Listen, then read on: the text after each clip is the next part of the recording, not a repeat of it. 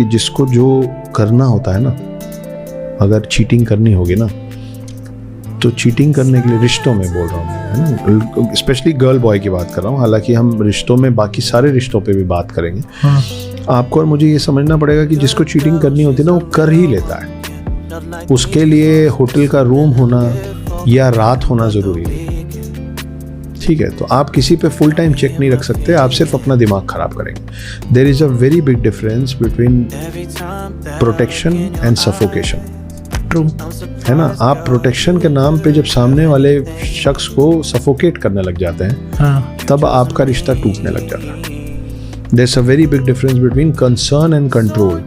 Wow. ये जो होता है ना कि मुझे चिंता हो रही है, कहाँ हो तुम, फोन क्यों नहीं उठा रही थी, हाँ। वो एक लेवल तक कंसर्न होता है। उसके बाद वो कंसर्न आपके दिमाग में, और खास करके आप जिससे सवाल पूछ रहे हो उसके दिमाग में वो कंट्रोल की शक्ल लेने लग जाता है कि मुझे उसको सब बताना पड़ेगा, क्योंकि वो गुस्सा हो जाता है या हो जाती है ना। तो वो फिर आप कंसर्न शो नहीं कर रहे हो कि अरे 10 बज गया तो तुम घर क्यों नहीं पहुंची। सही बात है। वो आपके बराबर है, उसने आपको चुना है, तो उसको मालूम है वो क्या कर रही है ना। तुम इससे क्यों मिल रही हो, तुम इसके साथ क्यों हो, ये जो सवाल होता है ना, फलाने से दूर रहो, ये कंसर्न नहीं होता है, फिर ये कंट्रोल हो जाता है।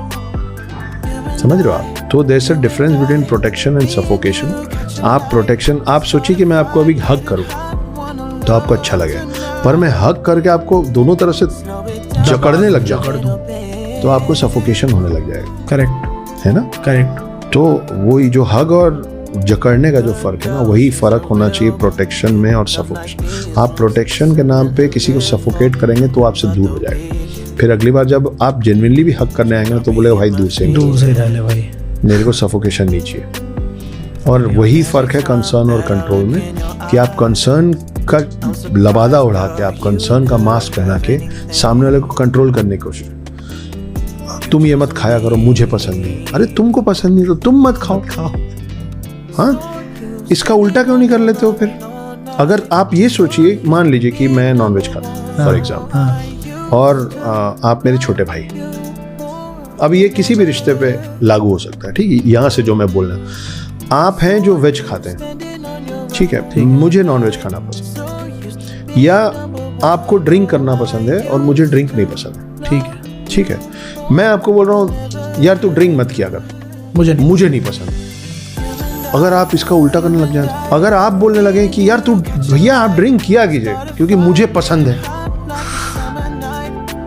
तो जितना गलत ये हो जाएगा कि आप इसलिए ड्रिंक कीजिए भैया क्योंकि मुझे पसंद है ड्रिंक करना, उतना ही गलत ये है कि आप ये इसलिए मत कीजिए क्योंकि मुझे पसंद है। समझ गया आप समझ रहे हो? बिल्कुल सही, बिल्कुल। तो अगर मैं आपसे ये नहीं कह रहा हूँ कि तुम भी नॉनवेज खाओ, तो मैं आपसे ये चीज़ पे जिद इसीलिए नहीं कर रहा हूँ क्योंकि मुझे आपकी जिद नहीं चाहिए कि तुम ये खाओ या तुम ये मत खाओ। तो एक बड़ी पुरानी कहावत है कि आप रूप भोजन और पर रूप श्रृंगार।